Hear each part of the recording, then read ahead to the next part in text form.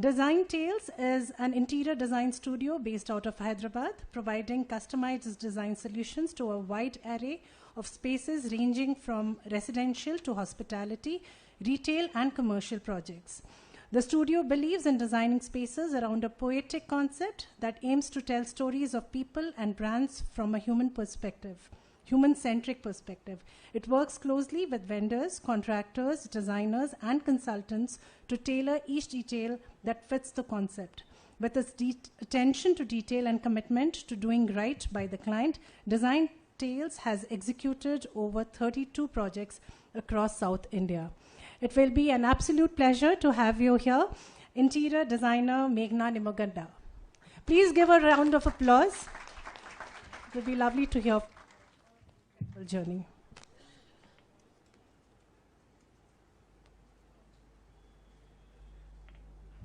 So I just press this.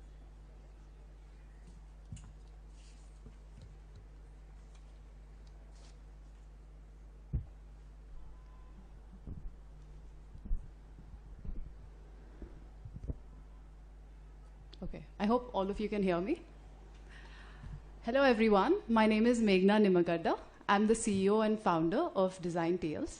I started Designtales in 2016, and we are so grateful for all that we have accomplished till date, and I'm really, truly honored to be here, to be sharing my story with you. I'll be sharing my insights, my learnings, and basically all those things that people told me, or someone told me when I started my career 7 years ago. So when we talk about any design studio, I think there are three main aspects. One is who you are as a designer and what you bring to the table. And second, the milestone projects that shaped you as a designer and shaped the studio.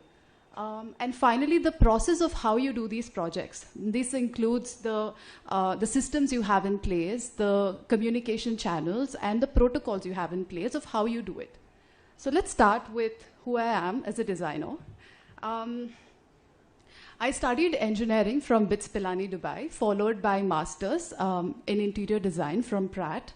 I always thought it was interesting how in design schools, when all of us were presented with the same design problems, and we had the same set of resources and same study material, but each of us would come up with a completely different design solution, right? And very different approach or way of looking at this problem. And I think it goes to show how we as people, everything we see, do, and hear really shapes us as people and as designers. So I think for me, it was a sense of duality that I got from my experience in Dubai and in New York. They were very contrasting in nature. If Dubai, with its skyscrapers and revolving towers and underwater restaurants, it taught me to really think big and run wild with an idea. Whereas New York, things were real. It taught me that every square inch, every penny, and every second mattered. There would be a train at 10:04, 10:06, 10:08, but people used to be running to make it to the 10:04 train. And I never understood why. And it was so amusing, especially for someone coming from Hyderabad, because we know we all have our own Hyderabad standard time, guys. So it was not just the cities, but also the education itself. I think engineering really trains you to think about logic and reasoning, whereas interior design was about feeling and creating. So I think this gave me a good balance between creativity and also practicality. And for the same reason, I always admired the work of Danish architect Bjarke Ingels, and as all of us know them as BIG. I like their work because they create projects that are larger than life. They prove to the world that sustainability and practicality doesn't have to compromise the aesthetic value, or it doesn't have to be boring and minimal. They've done very practical projects, but also made it really fun and bold. And the second important aspects, the projects itself. As designers and architects, we're all taught to come up with a concept and stick with the concept till the end of the project. I personally feel that there is a small problem with it, because today spaces are designed to to preserve the completion date forever. There is no room for expanding for newer things and newer experiences, because as people who are living in these spaces are growing and evolving, there is no space for improvements. And I think that needs to change. I think we should be more open to changes and newer ideas and experiences, because no design is truly ever complete. It will and must always evolve. And so the way we design is that we come up with a concept that is more to do with a feeling, an emotion, or a philosophy. This actually keeps the concept itself very fluid and open to change. For example, this project is called Staycation. It's barely visible, but it's called Staycation. This is in Lansum, Itania. So as the name suggests, this was designed to evoke a feeling of being on a holiday. It was designed for a young couple. They're both doctors, so they barely get to travel.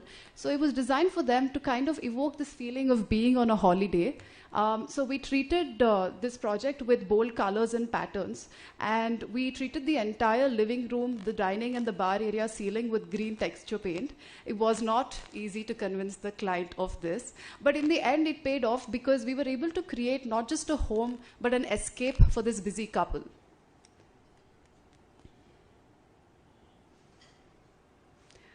This project is from DSR the First. It was designed for a young couple again. And what's interesting about this project is that they both had very different tastes and likes. And it is a good example where concept came from a philosophy, because it was inspired from the idea that in life, nothing is really black or white. It's always in the gray. And so we did not stick to a single design style.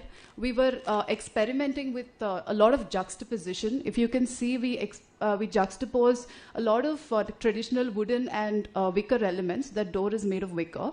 And we juxtapose that with a lot of industrial metal elements.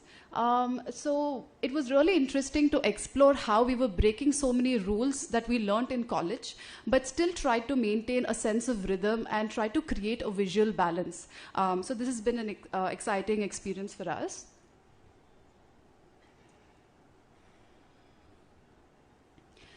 This project is from My Home Bhuja. And as all of you know, it is this huge apartment complex with about 1,500 units. And usually as designers, we are trained to adhere to the context of the building. But in this one, we tried to break free from it. And the reason is because I felt like when the user was supposed to reach the space, they had to pass these really big buildings that are looming over them and cross these crowded elevators and then reach the space. So we wanted for them to feel a sense of peace and calm the moment they come into the space. And we did this by using strong anchor points, either with color or with texture. So what this did is it made the rest of the space look larger relatively.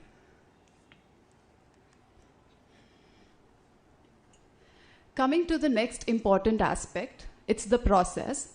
In interior design, it does not matter if you are an amazing designer and if you're doing great projects, if you're giving a very unpleasant experience to the client. So the whole process itself is very important. And for that, we have a couple of things in place, like I said, systems and protocols and so on. And we like to be very, very, very organized. You can ask my employees and they'll tell you how. And this means having cloud storage of all your files so you can access from anywhere. And also have an application that tracks your weekly targets, weekly progress, and also share this with clients. The next is communication. And like any relationship, communication is key even in interior design. So we have WhatsApp groups where we share meeting minutes, task lists, believe it or not, even for the clients. So, because in interior design, if work not seen is work not done, right? There's no point if you do all this work and the client will think you're not doing any work. So it is important to also keep them informed of every step so they're a part of the process. And educate. The most frustrating part, I think, for all designers and architects is when clients include themselves in the design process. I think all of you will agree. But I think today I'm going to give you a different perspective. Imagine being a client and trusting a stranger with all your money and your home, right? It's a space that you'll be living in. So I think it only takes it only takes for us to be patient and explaining to them the intention behind every design choice, and some kind of mutual trust is built. And somewhere along the way, we've noticed then the clients have this trust and they stop asking you questions and they approve your selection, sometimes even without looking along the way. And lastly, respect. I strongly believe in treating everyone, your employees, your vendors, your contractors, and even the site worker, the same way you want to be treated by your client. And it's not just about respecting people, but also respecting the money, the client's money, and also, most importantly, the natural resources that go into making the project. Having said all of that, this is who we Designtales are today. But we might change, grow, and evolve.